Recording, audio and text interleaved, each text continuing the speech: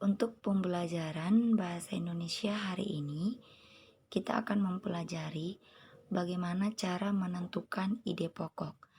Nah, nama lain ide pokok itu ada gagasan utama, pikiran pokok, gagasan pokok, atau pokok pikiran. Jadi maksud dari ide pokok itu apa yang diceritakan dalam suatu paragraf. Inti dari suatu paragraf tersebut. Nah, langsung saja bagaimana cara menentukan ide pokok. Di sini Ibu akan berikan 4 hal cara menentukan ide pokok. Yang pertama, kita ambil langsung dari kalimat utama. Nah, berarti kita harus menentukan kalimat utama dari suatu paragraf. Kita perhatikan di sini Ibu sediakan satu paragraf. Buah kedondong memiliki berbagai manfaat. Buah ini bisa dijadikan bahan rujak yang lezat. Buah ini juga bisa dijadikan manisan. Buah yang rasanya masam ini juga bisa dijadikan obat batuk dengan cara makan daging buahnya yang sudah dicolek atau dilumuri kecap. Nah, pada paragraf ini, kalau paragraf dikatakan itu yang mencolok masuk ke dalam, yaitu pada kata buah.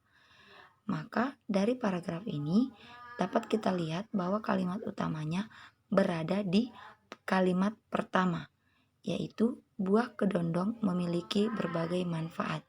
Mengapa di kalimat utama?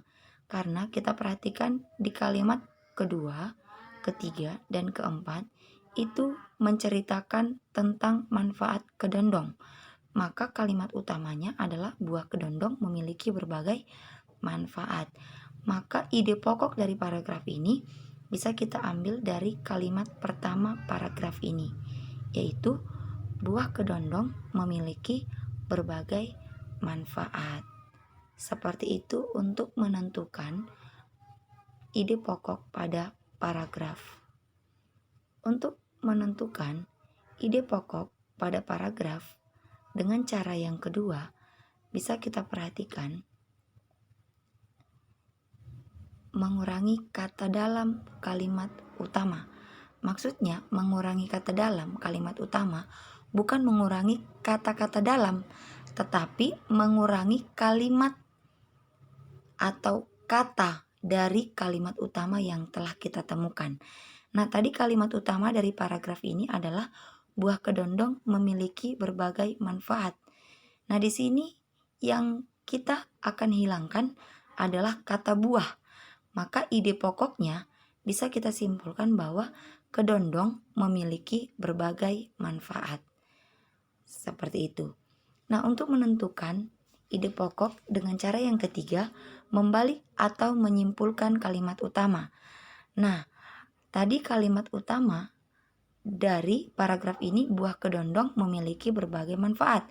Ide pokoknya juga dapat kita buat buah kedondong memiliki berbagai manfaat.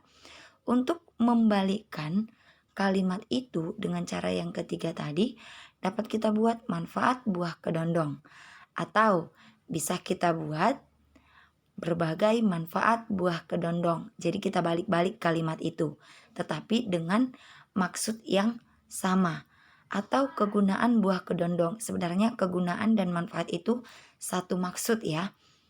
Atau bisa juga kita buat ide pokok dari kalimat itu, kita balikkan menjadi khasiat buah kedondong. Jadi terserah kita mau bagaimana menyusun kata itu dengan membalik-balikkan kalimat itu, tetapi memiliki maksud yang sama. Seperti itu cara ketiga untuk menentukan ide pokok. Cara yang keempat, untuk menentukan ide pokok, kita bisa menyimpulkan isi paragraf.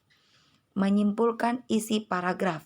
Misalkan, Ibu ambil contoh paragraf yang lain, bukan contoh paragraf yang lain yang tadi lagi ya. Ibu ambil contoh paragraf yang lain. Kita perhatikan paragraf berikut. Ini adalah hewan berkaki 4.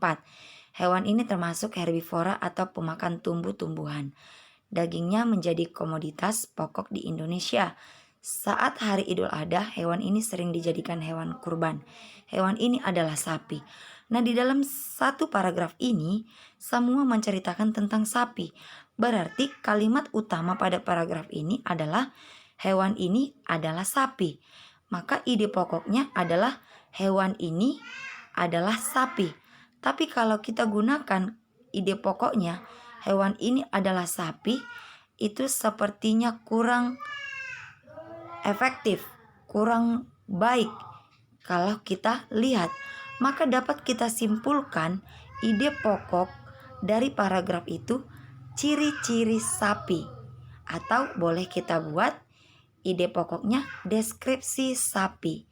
Karena semua paragraf itu menceritakan tentang sapi. Seperti itu cara menentukan ide pokok. Baiklah. Oke.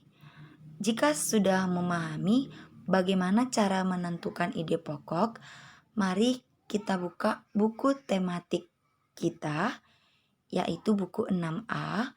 Kita buka di halaman 5, yaitu tentang manfaat tanaman jagung. Coba tulislah gagasan pokok dari bacaan manfaat tanaman jagung tersebut. Selamat belajar.